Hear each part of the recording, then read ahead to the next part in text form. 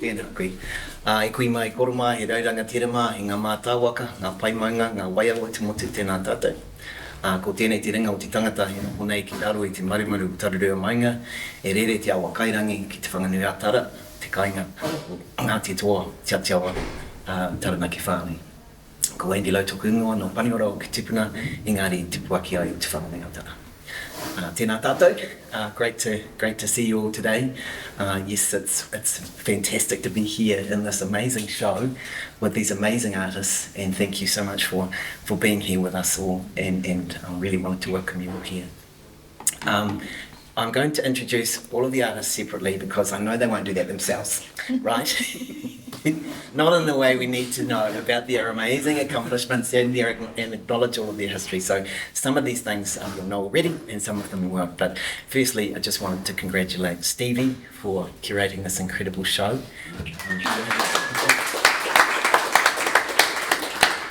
And I need to say again that Stevie was the winner of the Kingi Tu Heitia.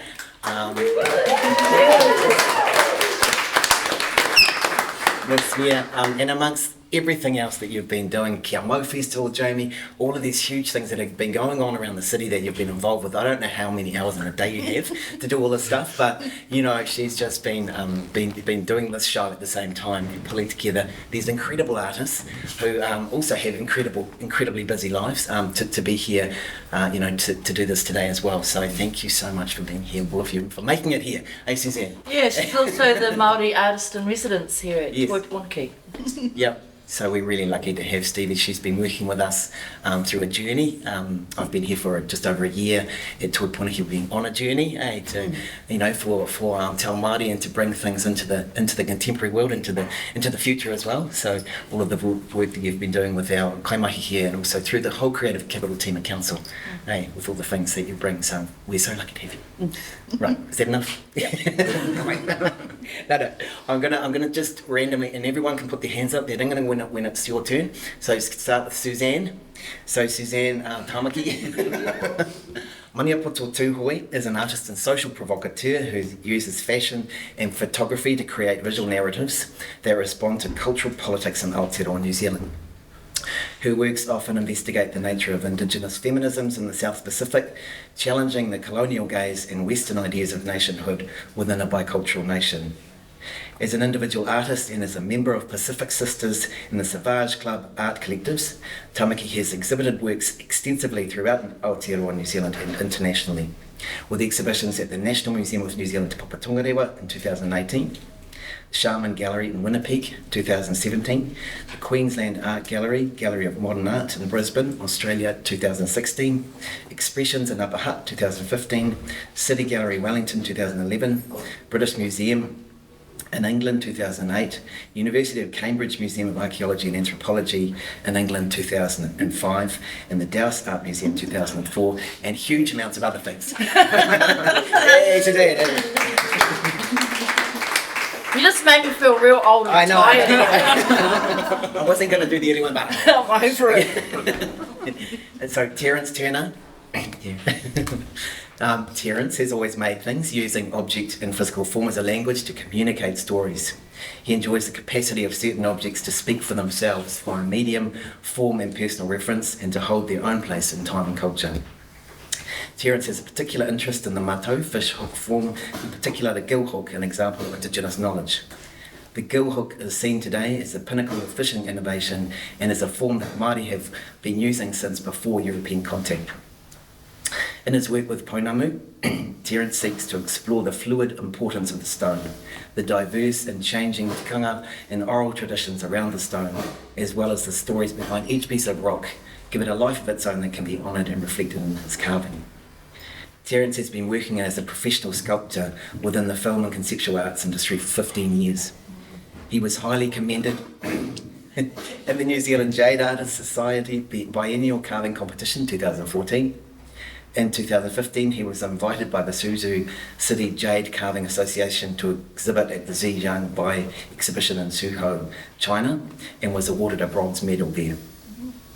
Terry lives and works between Tāmaki Makaurau and Te Whanganui-atara, carving jade and other materials sourced both locally and internationally. Terry. Stevie, Ngāti Parau, Te Whānau Āpanui. Stevie is a full-time artist based in Te Whanganui-a-Tara who works predominantly in uku, clay. Houkāmau journey with uku started in 2011 at Toi Haukura in Te Taiawhiti. In 2021, Stevie decided to make the move into working as an artist in a full-time capacity. As a full-time artist, Stevie's been researching and developing the core kaupapa of her practice whakapapa, which examines the connections and relationships that move across time and space and through form and design.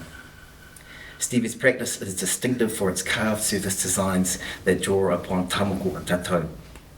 Used to amplify the curvature of the vessels, these markings also act as a visual language encoded with knowledge, genealogy, and connect with the legacies of Māori making, migration from Te Moana Nui Akiwa, and kinship ties with atua.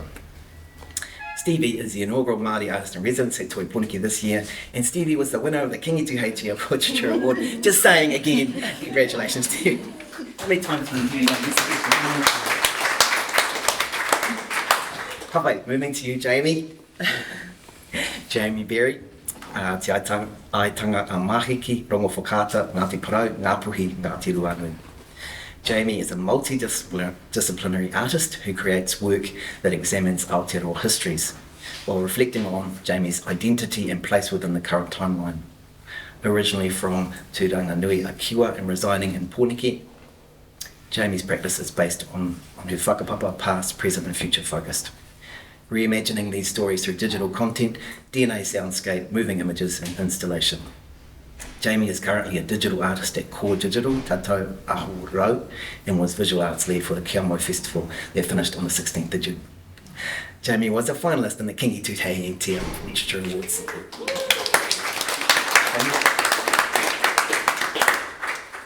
Zena Elliot. Ngāti Awa. Zena is a practice-led PhD candidate within Huri Te Ao, the School of Future Environments at the Auckland University of Technology in Aotearoa, obviously. Elliot's cultural practice is majestic voyage through rediscovery, reclamation, reinvigorating and reimagining. Enough words? You wrote it, I think. Got to loud. Just keep going with the description. It's generational, traditional, indigenous knowledge through te toi whakaero. She draws inspiration from whānau, cosmological knowledge, and whakapapa, honouring the past and respecting the present while taking responsibility for the future are key drivers towards transformation within her work. The intersections between cultural identity, gender, taonga, Māori architecture, indigenous knowledge, cultural sustainability, resilience, and the mātauranga Māori continue. Everything play a vital role in shaping the outcomes of the rangahau. She utilises a reo toru approach when creating and defining the concepts relating to their taonga. The use of reo Māori, reo Pākehā, and reo toi functions as a growing repository for whānau mātauranga Māori. She acknowledges the importance of Māori and wairuatanga in construction methods, imagery and natural and contemporary materials. Embodied structural symbolic representations of Indigenous knowledge and collective wisdom serve to stimulate conversation and inspiration that ignites transformation for the benefit of future generations. Zena was raised in the small rural town of Te Tiko, and she is kaipakahaere, kairangahau, and puaku toi for the Sleep Out project. Kapai. Yeah. Okay, Isaac.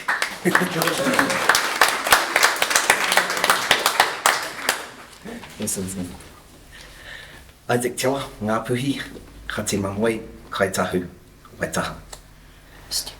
Isaac has diverse interests across Te Ao Māori with a passion for reconnecting taonga to their people, places and communities. He works as a curator at Te Papa by day, and in his spare time he's an active practitioner of both Māori weaving and carving, with a special interest in the revival and documentation of traditional knowledge, techniques and their practice. As a child, Isaac was privileged to learn weaving at the feet of his koro, and as an adult he's been taught and mentored by a wide range of teachers and life experiences that have enabled him to make the taonga he creates today. Hey, Kia ora, Isaac. You've got to say a lot. Ka whai. Well, kia ora, everybody. Come here, Suzanne.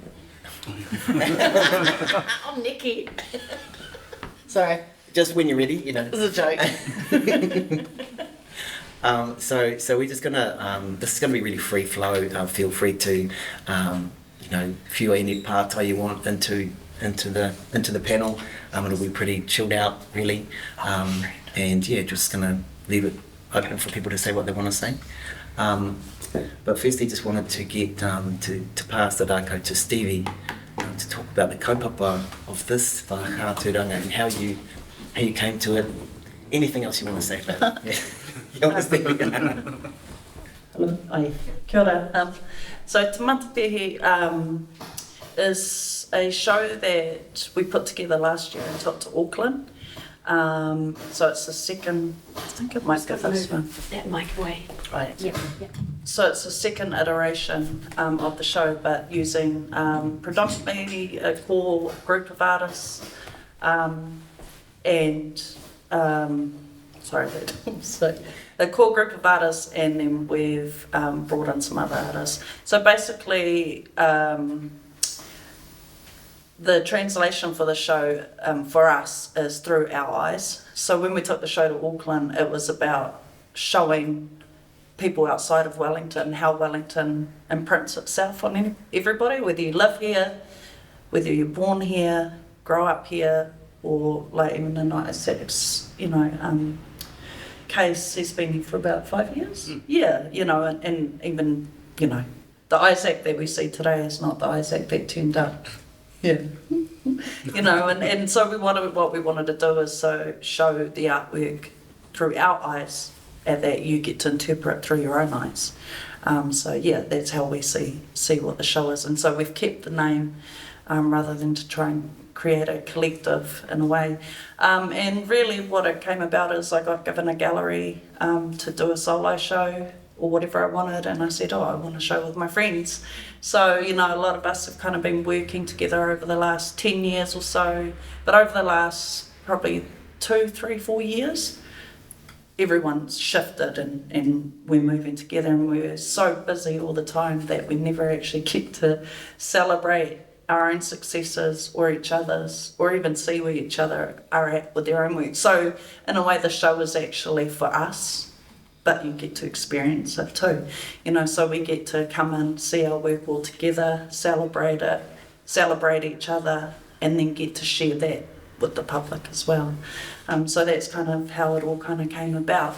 And then one of the things I wanted to do was use, because we are a close-knit, you know, kind of like toi whānau, is actually bringing through other artists and emerging artists and help them through that journey into how to exhibit, what's required when you're wanting to exhibit in group shows, you know, down to profile photos, bios, how do you price your work. So bringing some emerging artists through that haven't had that experience, but also picking artists and showing them actually how talented they are, you know, and that, you know, like for example, we had Tawai, who's got the black and white photography, Tony, who's done the 3D printed light shades, and Moderator. So all three artists are newer into this. Tamare's never shown his work in this kind of format. And so, you know, for us, this is a really important part of it as well, is, yeah, bringing people through, giving them good first experiences, setting them up, and how, you know, how they can be as artists as well. So, yeah. We also have, which you'll see in the reading, is I'm not someone that likes to dictate what people make, but what I like to do is set something like a kaupapa that holds the work together and gives it, you know, some sense for when we're hanging. So for us, was Hine-nui-te-pō. So we decided we were going to have an atua for the show, and basically it's because we're all kind of these artists that sit outside the norm. We try to smash every ceiling that we can. We're not overly funded as artists, but makes it harder, but at the same time that means that we're not having to dictate. And so we have that freedom to really express what we want, say what we want, make what we want, and be ourselves. So Hine-nui-te-pō for us just as natural, you know, I see it. I like to say that she got the shittest, rawest deal out of the atua and made really good, and it shows her resilience, and there's this beauty in her. And so, yeah, I didn't write the kōrero for it. I actually asked Issac to write that. So this is a natural, here you go, I think.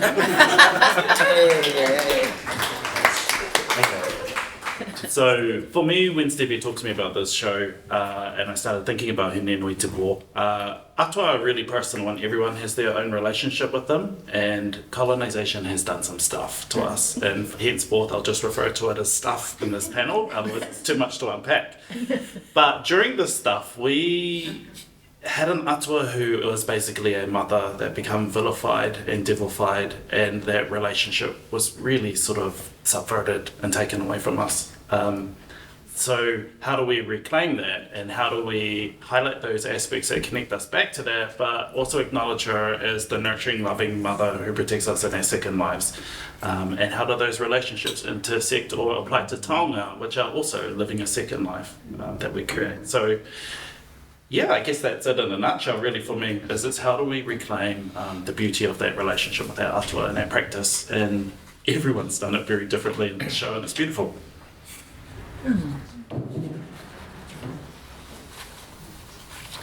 Yeah, kia ora, Isaac, just thinking about the work that you've been doing in terms of Hine-nui-te-pō and how that has affected you in your life.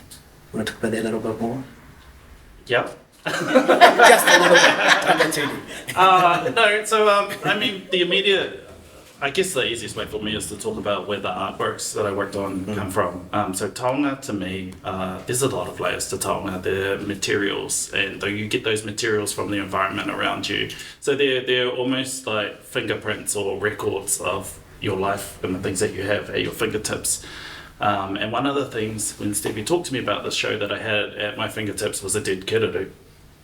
So I was thinking about, you know, when we take those materials, we as Māori have this obligation to give them a second life and to bring beauty and agency back to that. So thinking about the kēreru, and the season I was in was Paupau-te-rangi, which is when all the kōwhai seeds are sort of in full bloom. And seeds have their own metaphor for the beginning of life. And then most of us have these childhood memories, probably you in Te Awhiti, of them, you know, where you count like 17 of them on a kōwhai tree, and they're living their best life. So the work sort of naturally sort of fell out of that for me, and they're those expressions of our relationships with those atua. So there's death, but there's also life, and it's I sound like I'm riffing off the Lion King, but everything, I don't think Simba was Māori, but Rafiki definitely was. But yeah, everything has its own modi and life force and is connected, and it doesn't have to be an ugly thing. Like in the death, there's a rebirth or a life to that, and as kaitiaki, Hine-nui-te-pō does that on a grand scale for us as humans, but we have that obligation to do that as, you know, for the environment around us. You know, kēreru is food for us too, but for us to have access to that, they have to be able to thrive in the environment too. Yeah. Ka pai. Awesome. Yeah. I'll answer questions. I've just thought of something just as you would think, and in the relationship, and so your work with Maui on it. Would you talk to that a little bit in terms of the relationship to Hine-nui-te-pō and how that, if you feel like it?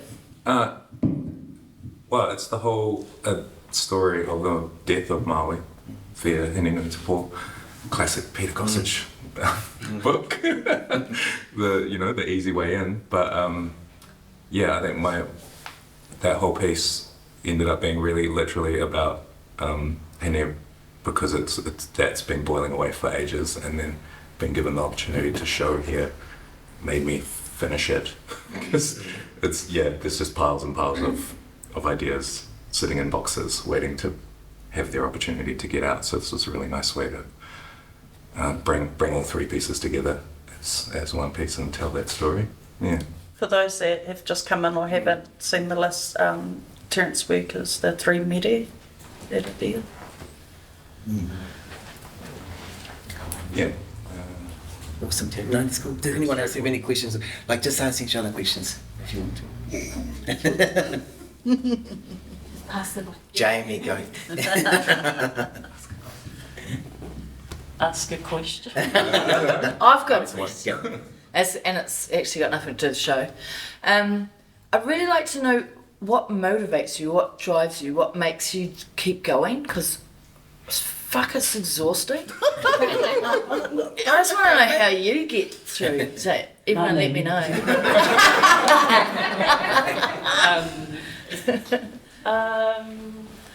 I guess my partner's Stevei, so we're both full-time artists, and we do have like ADHD / this extreme drive to put whatever we put out into the universe or out into the world, it has to be better than what we just did. So that is a huge drive.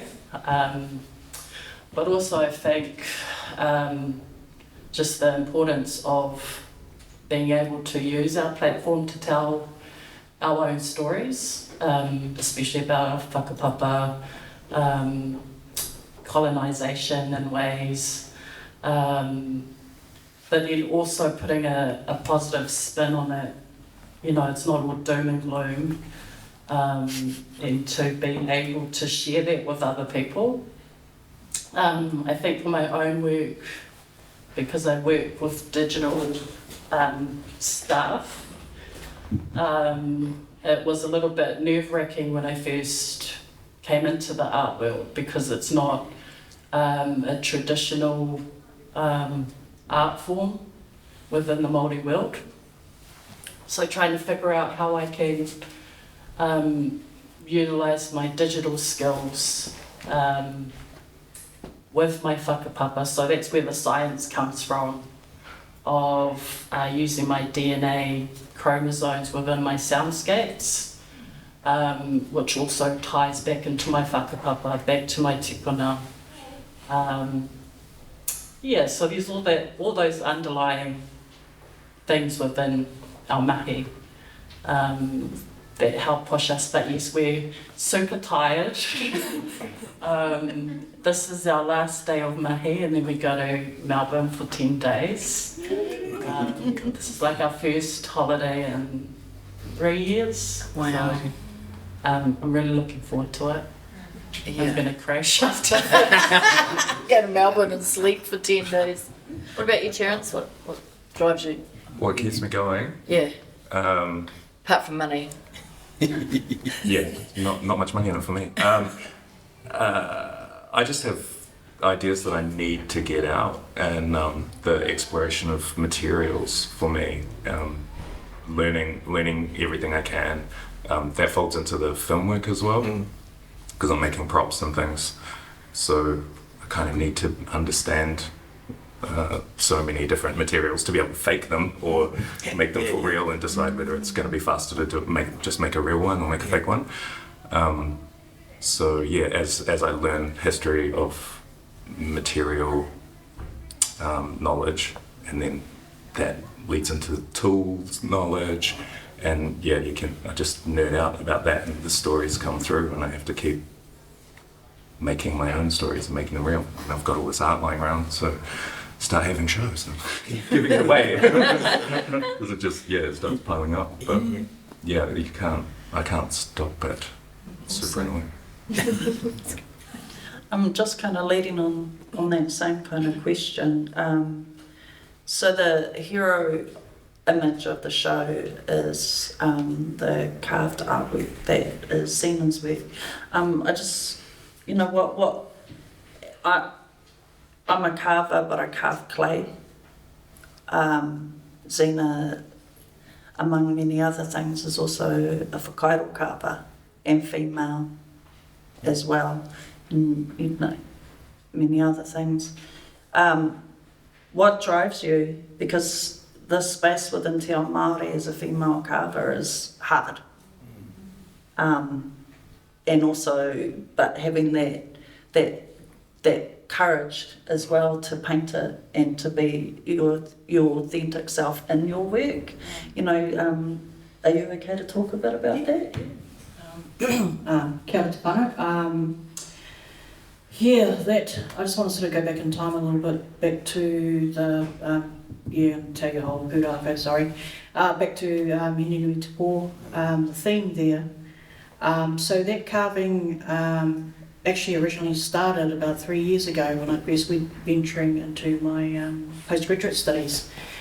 During the COVID situation, it sort of sat there.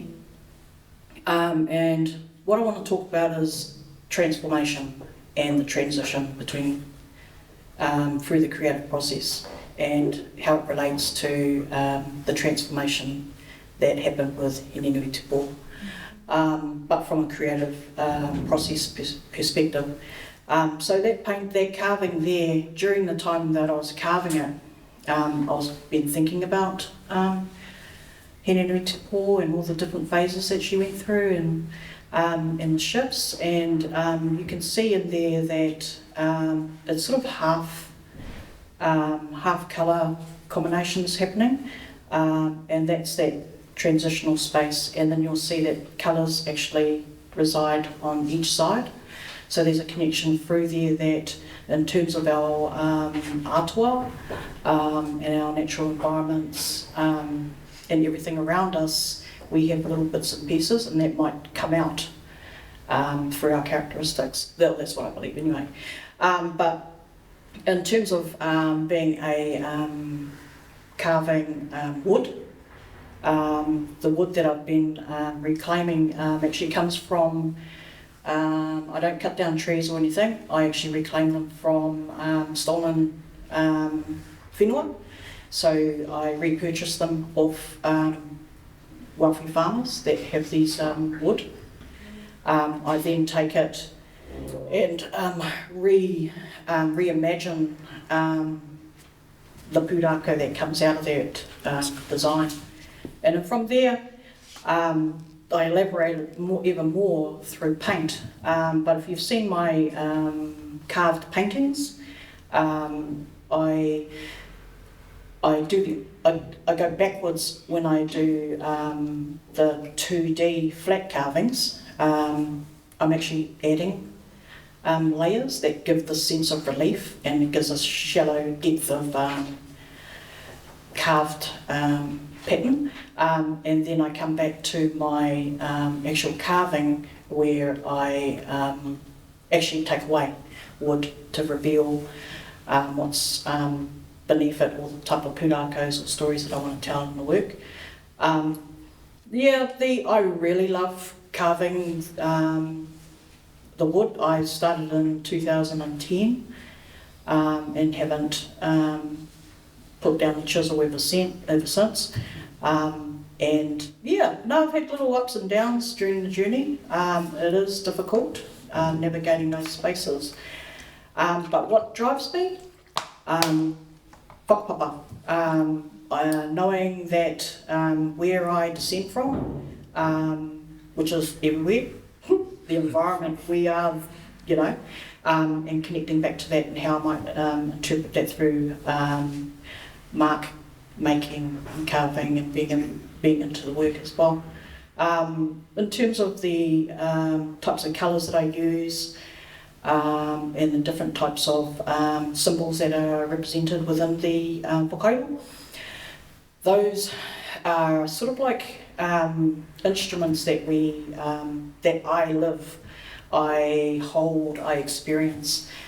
So that's sort of the interpretation that I put into the carving, is something that's a lived experience. I don't have weapons or anything like that, but my weapon is my phone sometimes, and sometimes my keyboard warring thing. That's my type of weapon, but most of all, my weapon is my hands and how I use it for good, and also inspiring and uplifting my whānau, my iramotu, and in communities as well. So long, yeah, that was a long one. Yeah. Yeah. Oh, Zena, can you just talk about the neon, like that real intensity of neon? So in 2014, I did an exhibition in Dunedin, and it was called Message Beacons, and it referred to colour, neon colour, as a signal that shines in the dark, and it's used it glows and it keeps you guided. So for me, the colour was for youth and rangatahi to sort of find ways and find a pathway using the neon types of fluorescent colours in my work. I then transformed that, transferred it into the whakairo as another way of engaging into our ancestral types of traditional forms as well, but also making it more relevant in a contemporary art context. So yeah, the neon is basically a signal.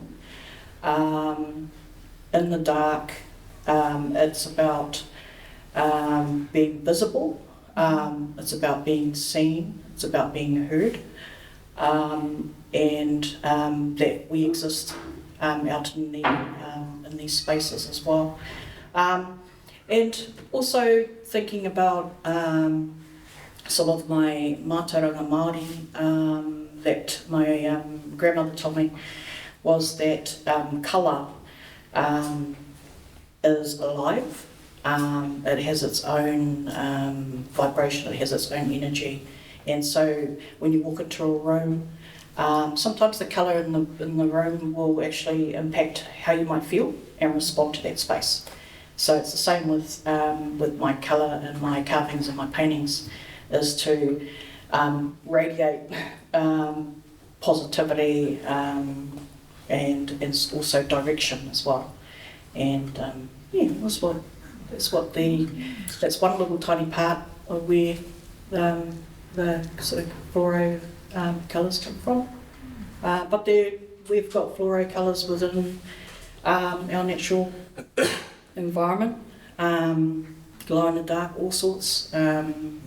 It's everywhere. If you go into the depths of the ocean, where things are pitch black, you'll adapt to the environment.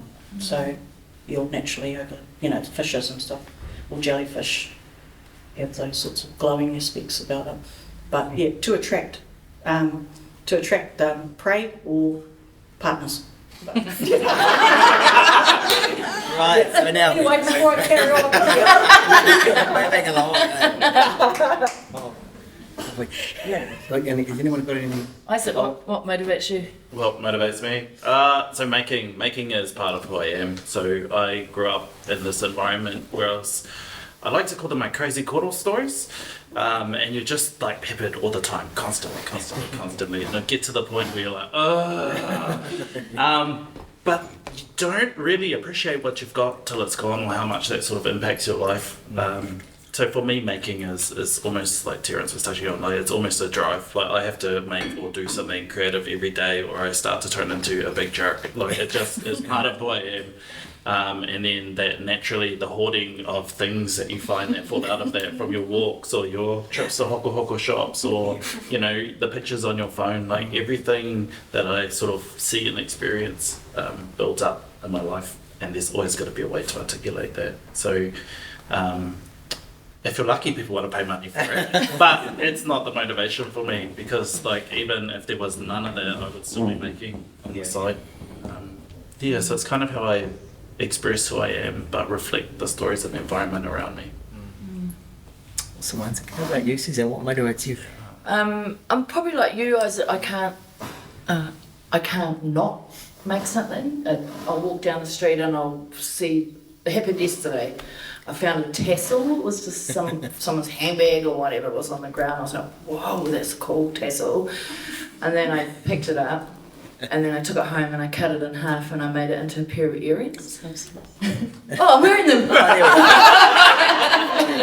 There you go. True story.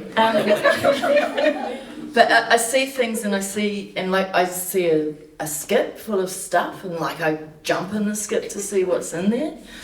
And like a lot of my costumes in there are made from found objects. And also from beachcombing and stuff like that. I love finding dead animals, and like sometimes I come home and there's like a dead bird on my doorstep and I'm like, oh, thank you, whoever left that. And my kids are like, oh, mama, someone's left another dead animal. But that's sort of like, that's the more tactile stuff, but the work that I've done for this isn't about that. It's more about me protesting or responding to the bullshit that's happening in Aotearoa right now when they said, whoever they are, it's not Aotearoa, it's New Zealand. I was like, fuck you, it's Aotearoa. And so I had to do something in response to that, and I'm really tired of that whole narrative, and it's almost like New Zealand's really divided right now. There's like really pro-Māori and there's really anti-Māori. Maybe it's always been like that, but now it's more obvious because they've got keyboards, so they've got a platform to share their thoughts. And so it's like, well, for me, art is a way to say how I feel and to get people, they have to look at that, but they can also, it's Bridget, they can walk away, that's my phone is ringing, they can walk away from it or they can stay and engage, but it's almost like non-threatening, but it also is threatening, so yeah. Anybody got any? Yeah, what do you want me to? Yeah, if you want to. So what drives me? I spent a lot of my life playing sport. I played soccer for New Zealand. We trained 3 times a day. And when I quit my job, stopped playing sport because I was broken, I went to Toi-Haukura. And so I kind of just swapped one ADHD thing for another. I didn't know I had it, so I'm part of the wave there. Because it's cool. It really is not cool. It's exhausting. But what really drives me is, one, clay for me helps my mental health. I'm like Issac, if I don't put my hands in the clay, after a while I become an asshole. you feel it, like it, you feel that pull towards it, you know, and clay is from Papa, it's female, you know, and it's a conversation that I get to have every day with, I like to say that I get to moko Papa every day, which I think is a privilege, but one of the biggest things for me is making my whānau proud, my tipuna, but also teaching my nieces and nephews and my moko and the young ones in our family that we can be anything that we want to be, and we can also be proud of who we are, because as Māori, like my family comes from Hicks Bay, Te Araroa, there's not a lot up there. We're even water poor now. You know, we're having to buy our water from a shop, you know, and it's hard, life's hard, so you forget, you know, we come from a chief line and our family doesn't act like they do because we've forgotten, because all we know is the hardship and the struggle. So I want to teach, you know, the younger ones about relearning who we are and having that mana and that pride in who we are as people. And so being able to bring those stories out in my work and be able to capture kōrero, especially from my aunties and that, because a lot of my mum's generation have died really young as well. So bringing that, holding that space for them and hopefully making them feel really proud of who they are. And so through that, hopefully it's helping to uplift. Yeah, so that's why I do it.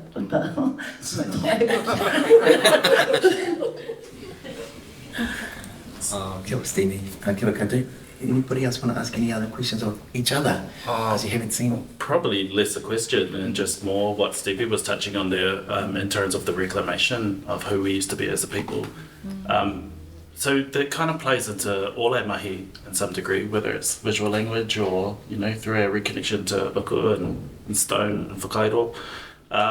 I'm really lucky that I get to work with taonga every day in my other job. But I find things like I've found shells and seeds that our tupuna used to wear. Like we used to have this vibrant lake culture, for example, which we see in the Pacific, but we don't know that that's what we used to be like. So kōwhai seeds might seem really contemporary, but we used to wear hei tawapo seeds, we used to wear karaka berries, There are all these things that we used to be that we're not now. And I guess our work sort of unpacks why that is. So just adding those layers of vibrancy back. And Stevie's doing it with her whānau as well. There's so many layers to reclamation, and that's expressed in art, I think. It's something I think is really beautiful to acknowledge in all of our mahi here. With that sort of with that sort of stuff, the lei and the seeds and things, is that a collection bias that we don't see that anymore? Yeah, absolutely. So when we're talking about taonga, lucky I wrote about this the other day. Most of it was collected by European men in the 1800s. So they collected in the 1700s, they collected what they thought represented Māori. So the noble savage, we love weapons. Love them, heaps of them, they're everywhere. Love a dusky maiden, so better collect the kakahu so we can pose these portraits of women. I don't have one wahakura like over here that Charlene has that tells me what Pepe slept in the whare taonga. I don't have anything that speaks to rongoa. There's nothing about childbirth or healing. There's no medicines, there's no kids' toys. There's no kids' toys in the whare taonga. That's you wouldn't even, if you come from another planet and you knew nothing about Māori and you looked at the historic collections, you would think we didn't have children. So that's the sort of biases we're unpacking. Yeah. And that's the work that museums need to do to sort all that out. We're still doing it, we're still here. So, and we're seeing it, people are making those works that reflect the diversity of culture and life. But I like that too, the idea of the playfulness and the making, and maybe not knowing is a good thing because then we'll make it up. That's what I like with the Pacific Sisters, that we would create stuff that we didn't know if it was anything. There was no research behind it. We couldn't find those stories, and then so we were trying to make these costumes and just how did we do it? And maybe somewhere somebody else had done it. I mean, someone must have done it, or maybe they didn't, I don't know. But being able to have fun with objects and with nature. And that's what the thing about Pacific Sisters, because it's Māori, Samoan, Cook Island, Fijian, bringing all these different skill sets together and sharing that skill and information and being able to put it all together like this real hybrid type of thing. That's the fun. It's actually maybe not having the rules or having to follow an example and just creating your own. Yeah. Awesome. Zena, did you have any thoughts on that? I know you do. Yeah, I was just thinking what Suzanne was talking about, that there's good movements happening in terms of reimagining what our life would have been like hadn't we had been impacted by colonisation or continue to be impacted. And so reimagining can happen with the seen and the unseen, because deep down we kind of, you kind of feel like there must have been something that my tupuna did. And that's for me, in terms of carving, I feel that my ancestors, wahine, whatever, tane, were all carvers.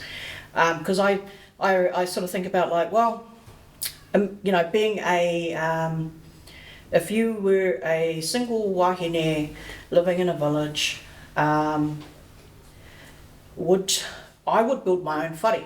I would learn to do that. I would create my own bowls to eat and to sustain my life. And so I take that sort of whakaaro into how I might approach my art as living in that type of space where I may not have access to putia that can pay others to create my environment or create works that I might need to live. So, yeah, I don't know. Yeah, that's my little 50 cents. Can't wait. Awesome. Yeah, cool. Does anyone out there have any questions or has any thoughts, any whakaaro they'd like to put forward? Do they want to hear about anything?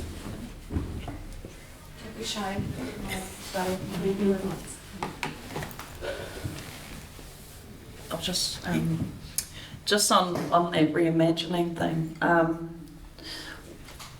Vic, who's not here today, Victor Te Pā, his paintings up there, the triptych.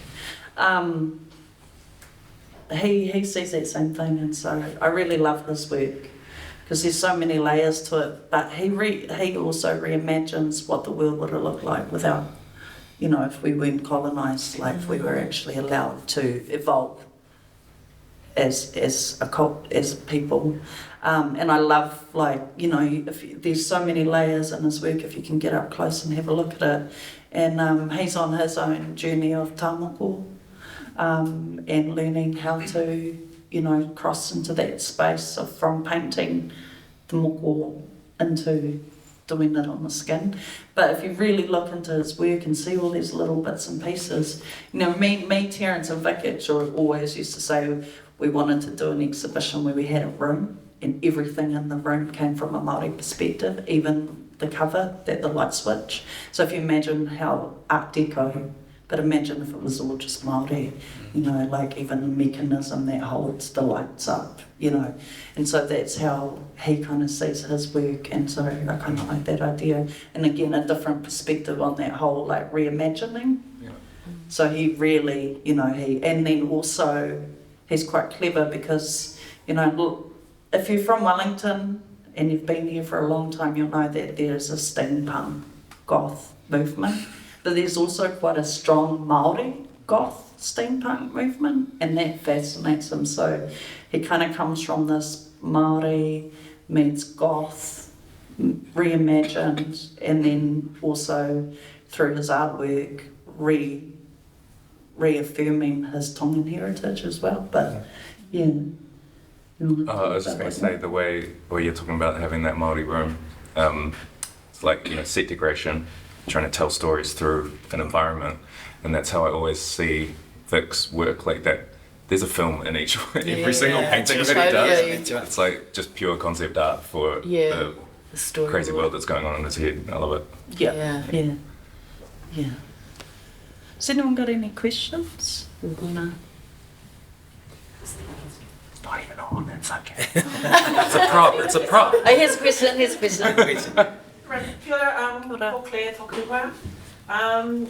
Question perhaps for Stevie, if you could take this exhibition to anywhere, any art gallery in the world, where would you take it to and why? If I could take it anywhere, I'll answer your question better. Art gallery that I'd take it to, I don't know. Japan. Go everywhere. Oh yeah, where do we want to go? It's like Japan. I just want to eat the kai there. I'd love to take a show like this into a really sterile, very old institution. Because it's. Take it back to the homeland. Yeah. Take it back to England. But I actually, what I really would love is that we were able to start taking our exhibitions back into our wharenui. When Derek Lardeli had his his Sue stuff, I can't remember what they did. They actually they had an exhibition to celebrate him getting his government. I don't even know what they call it. Knighthood. His steering. They did an exhibition at Toi Haukura, but then what they did is they took the best of all the work that they got in and they actually put an exhibition together at Whangara in the Wharenui. And it was beautiful. And I've seen a couple, but I think that's, as Māori, where do you want your work to be? You want your work to be on your land, and take it home. So for me, it would be that, like everyone in the show, and for those that are moana nui artists, being able to take it to where, for them where it's important, value, that there, I think that would be the ultimate, I think. Yeah, he mihi nui kia koutou katoa. It's really awesome to come and hear all of your stories. And I have questions for each of you individually, I think, but I'll just ask one. Just following on from your kōrero about, giving back to your whānau. Do you lead projects? Is there so you're living by example and showing them the pathway, and is that something that they're kind of taking up? Is it a challenge for them, or is it something that they're able to follow? After saying we're not funded, I got some funding from Issac. Thank you, Issac. No, I got some funding through Culture and Heritage around mātauranga Māori practices and around either reviving or ensuring that knowledge is kept. And so I got to go back up to the East Coast onto my whenua and look for clay. And so that's where I want to go. So now I know where the clay is, it's learning to process it so that I can go home and I can actually start to teach and hopefully, because a lot of people think that clay or ku is not a traditional Māori art form, but it is. Like many things, it was lost, used differently. Clay whakapapa and clay is all over who we are as Māori. So, it's just that we didn't have to make bowls with them, so we don't have shards everywhere. But I want to take that tradition back home and be able to teach them, and bring some of those old things back, like the puwhenua. So to even just to be able to teach some of those, because I think once you start teaching one thing, it's just a flow-on effect of information and revival of, so that's where I want to get to, but I need to stop working so I can go home. but that's where I'd like to get to. Yeah. Oh, okay, maybe following up on your kōrero about the missing gap in collections care. So I have a background in museums as well, just quietly off there somewhere. I find that really, really interesting, and because when material was published, like Dougal Austin's Hei Tiki book, or like his book, it just means that level of information becomes more available to makers as well. And I wonder if that's an area of research that you're keen on and getting out there for what you are able to find and the evidence that there is things missing and what they might look like, even how that's interpreted today as well. That's really valuable information as well.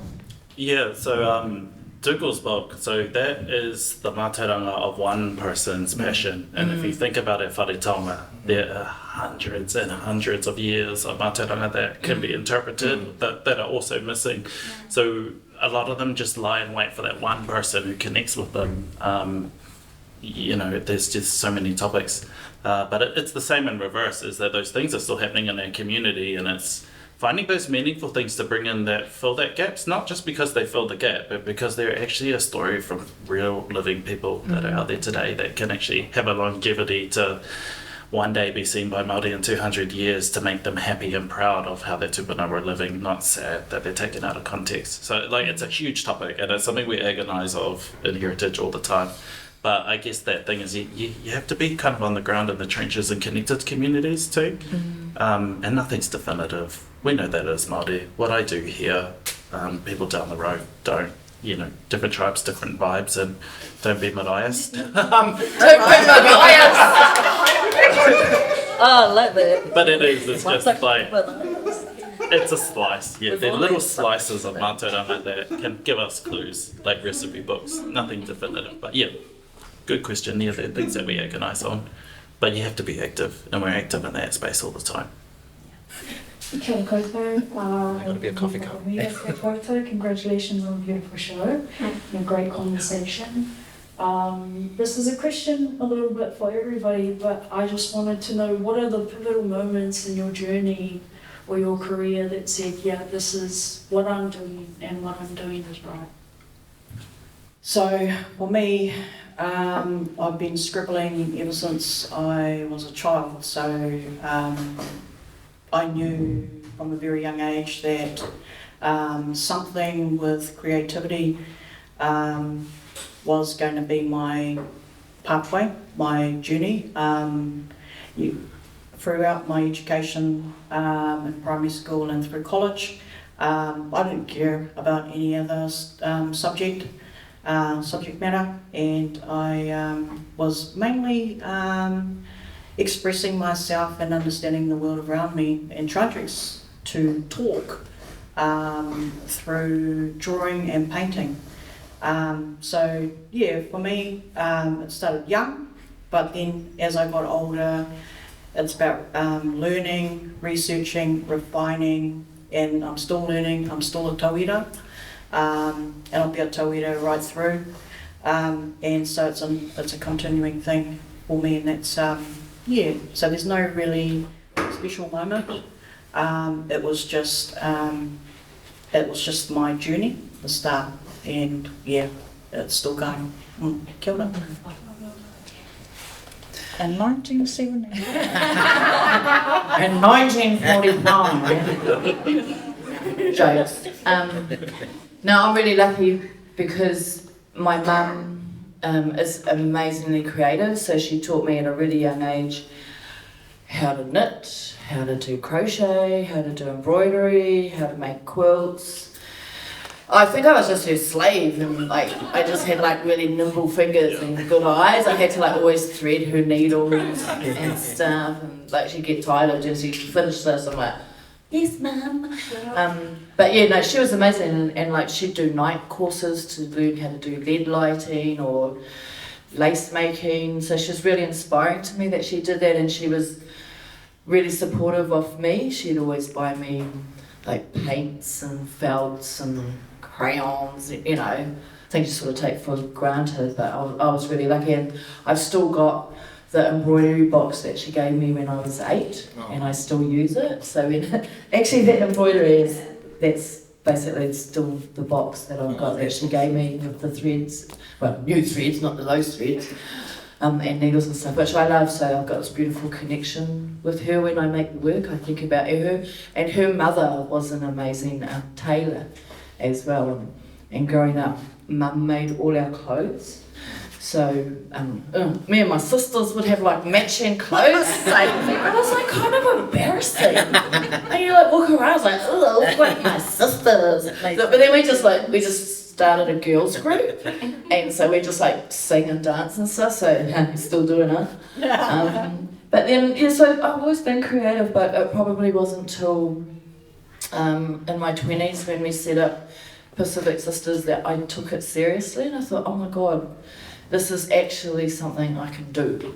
Art is a real thing, because I'd always been told, like at school, to stop doing it because it was taking up too much of my time, and I was like failing in my other courses, like English next, I was only getting B's instead of A's, so I had to drop art because I was doing that and nothing else, and I regret that. Don't drop art, kids. Don't listen to your parents.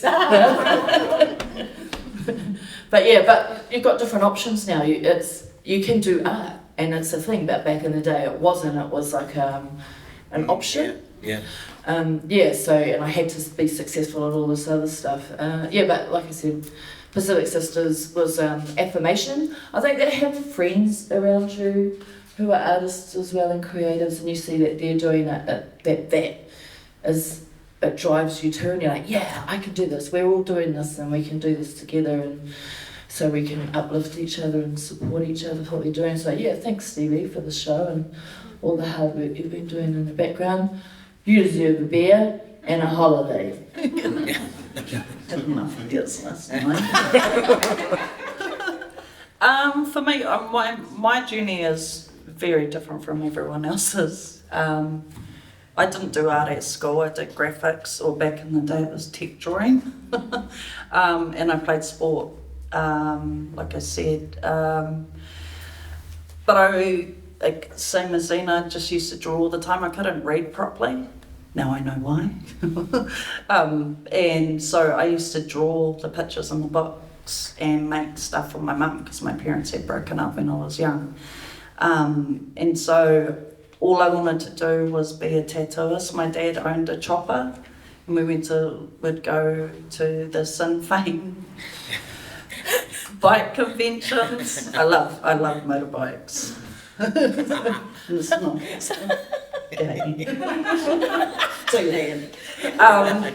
But yeah, and I just would look at the bikes, and then I'd stand by the tattoo booths and just watch and never knew how to actually get into it, and then found out about Toi Haukura.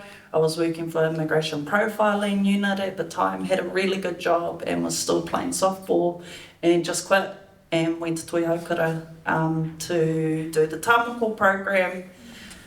Learned very fast that I probably wasn't going to get in the tāmoko program because I'm a Houkāmau and Uncle Derek was a bit too, I think, outspoken. I wasn't going to be told what to do every day. But also I did a wānanga touch clay, but I did have one of those moments, and my moment was Manos, who's gone now. He actually came up to the woman because it was Manos, we and Bay Riddell were doing the wānanga up at Toiho, and Manos said to the woman, does anyone want to learn how to carve clay? And there were three of us that were like, oh, yeah. And I watched him pick up the tool and carve a line, and I was just like, oh my God, that's what I want to do. And then I remembered that Derek had told us the first form of tāmoko were the cracks in Papatūānuku. So she was the first to wear moko. And so for me, I saw clay as skin and a way of refining my flow, I suppose, or your design. And so that's how I saw. I went down the tattooing. I say tattooing because it just keeps it a bit freer for me. So I started learning to do tattooing, but both clay and tattooing deserve 100% focus. So I've had to put the tattooing down. But again, I feel like every day, I can tattoo Papatūānuku. So yeah, still doing it but differently. Awesome. Me, so I also come from a really creative whānau. So my mum was all about the crochet and the knittings. My nana was a seamstress. There was stuff everywhere. It was bad shit. But my dad too was creative, but his was expressed in building and those things outside.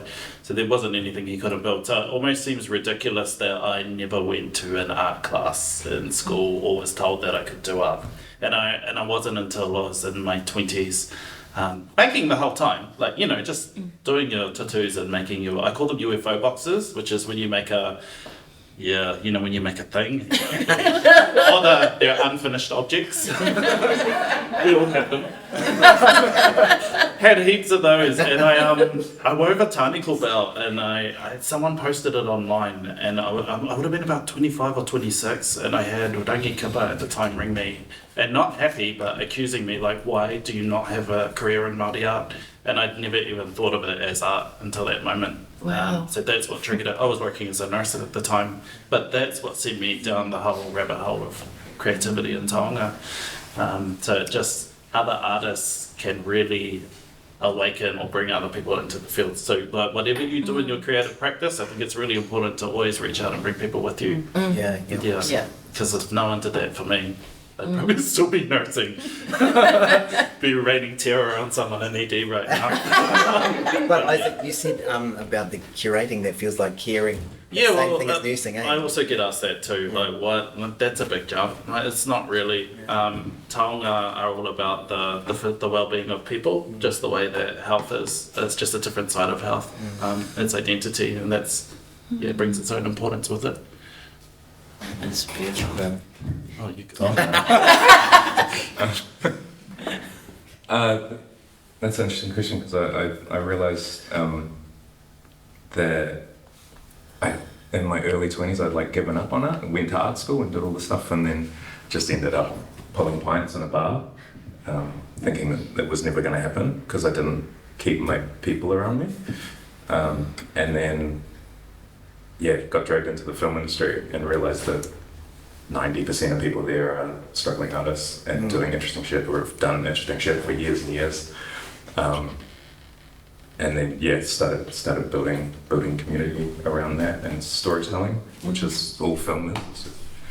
Another way of storytelling, and that's all I'm trying to do with my work is research and tell stories through object and medium. So meeting a guy in a bar is how I got here, I think.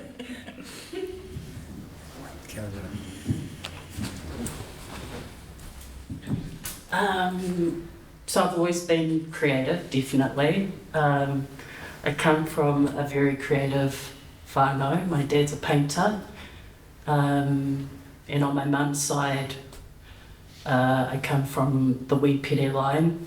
My marae is a rongo pai marae.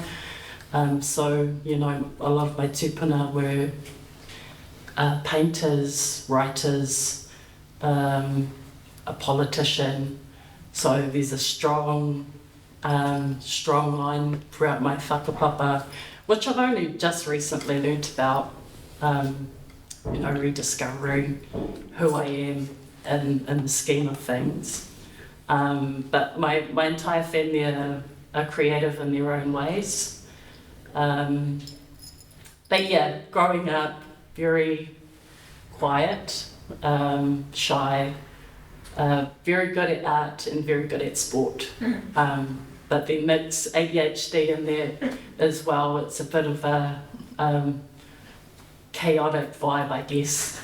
And I feel like I've lived many lives. Like I've worked in fashion for a bit, was a chef straight out of school. So how I think my pivotal moment was a lot of my creative kind of thoughts come through dreams. So I started dreaming about large-scale projection works, and this is when I totally did not like using computers at all, completely anti it. The only thing I knew how to do was get songs off iTunes to my iPod. So I had to go back to school, go back to design school, and learn all these skills that I didn't want to do, but I had to do because that's the only way that I could express it. So I think that was the moment when I figured out that I could use my DNA to map soundscapes, and then combining that with the visuals. When I first saw that, I thought, this is what I'm meant to be doing in that art form. This is the way that I should be expressing who I am, but also the line that I come from.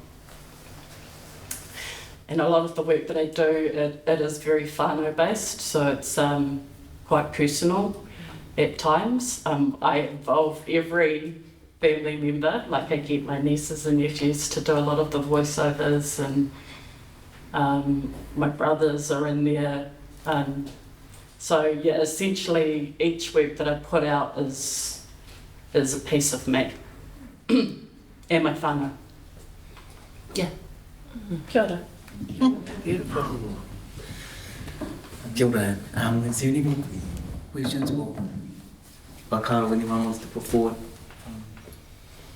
Yes. Awesome. Well, Stevie, I wondered if any of you wanted to talk a little bit more before we finish, and if you maybe want to close off later on, but maybe just wanted to hear from you, Suzanne, around activism and how you do that with your work in the council as well. Just saying. Because it's a tricky space, eh? And what we're doing here is... I don't know,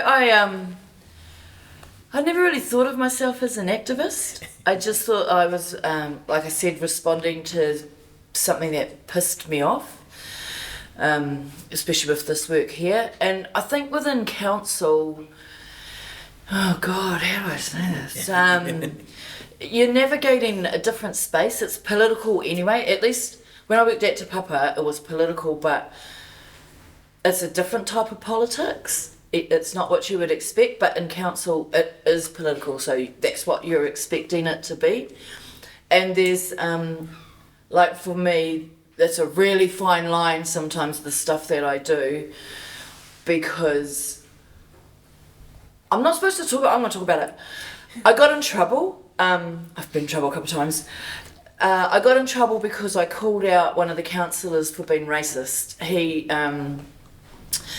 And it was on a video, and it was in a council meeting, and all the women councillors got up. This was when Justin was in, and Jill Day, and all the councillors got up and they did a waiata. And he turned his back on them, when they were singing. And then as soon as they finished, he turned around and he stood up and started talking. And I was like, what an asshole. And okay, it was Sunday morning and I was really tired and probably hungover, whatever. And I did a Facebook post. And I said, this councillor's racist and he should be fired, but he can't be fired because he's actually elected, I found out later, when I got told off. And then I wanted to start a petition, but I couldn't because, I work for council, so I messaged my friend and she started the petition. And then he got told off and got told that he had to go do a course about the treaty and how he had to behave in these situations, and he refused to do it because he said he wasn't going to do anything unless it was a university paper.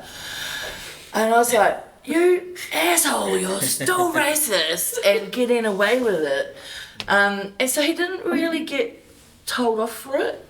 But all over Facebook, keyboard warriors, like sharing it and giving him shit, and I was like really, really proud. And then I got called in by HR and I fucking got told I had to take down the post, which I did, and that I wasn't allowed to do stuff like that anymore, so I don't. I get my friends. So, yeah, I'm like the perfect employee at council, and I have friends with keyboards. So there we go. Yeah, it's a really tricky space, and council's really lucky to have you. So yeah.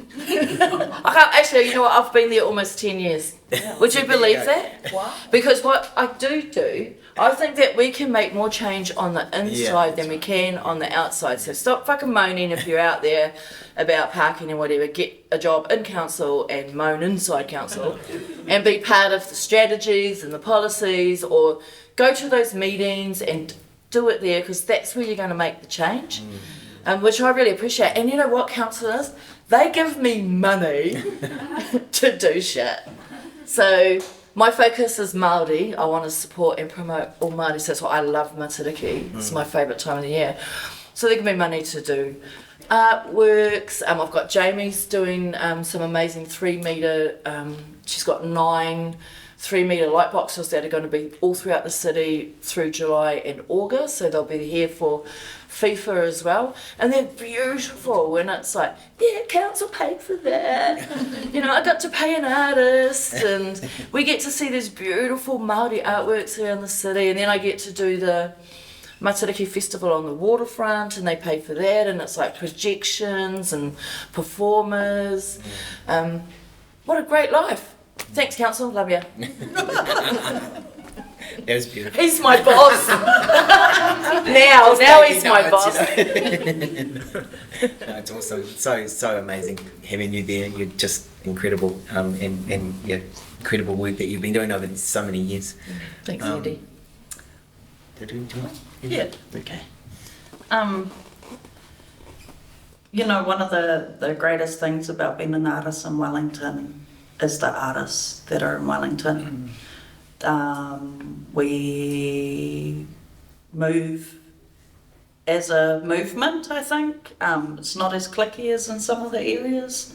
And especially with Māori and Pacifica as well, kind of moving quite symbiotically, which is great. And, you know, just even about from the inside out, you know, when I proposed this show to Andy, it was to help Toi Pōneke realise its potential as a gallery space. You know, it is a community, and there's, you know, you can apply in these different levels of shows, but it doesn't mean that shows with artists that show in some of the best galleries and museums and institutions in New Zealand can't come back to these places, because what it does as well is it puts the artwork in front of the community where it should be anyway, and also it shows the level of, you know, the people that are doing amazing things and are at the top of their game,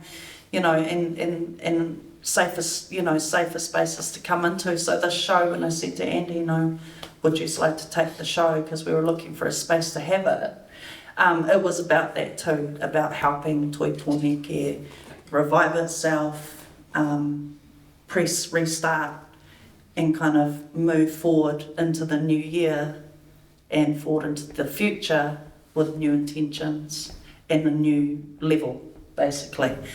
So that same thing again, I'm the Māori resident, and Suzanne is looking after the Māori resident as part of what she does. So that support's there, but it works outside of all of that as well. So all of us that are in this group, we all support each other, and being able to bring people with us and, you know, bring them through and uplift them as well. So yeah, it's just, yeah, but I just wanted to say that, you know, that's why we have this show here, you know, and some people go away showing there.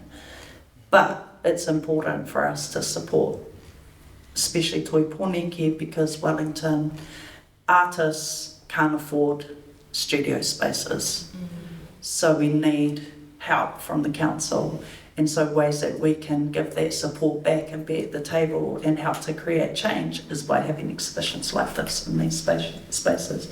So thank you, Andy, for that, and putting up with me. I always call myself the thorn of Toi Pōneke, because I've been, you know, but I had a show here between the 2 lockdowns. It didn't go well.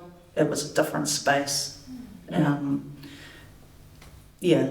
And so it's just really lovely in this moment right now to reflect back on that and see where the institution is now, you know, and I think moving forward, you know, and that's the biggest thing too, is we ask for them to listen, and they're listening.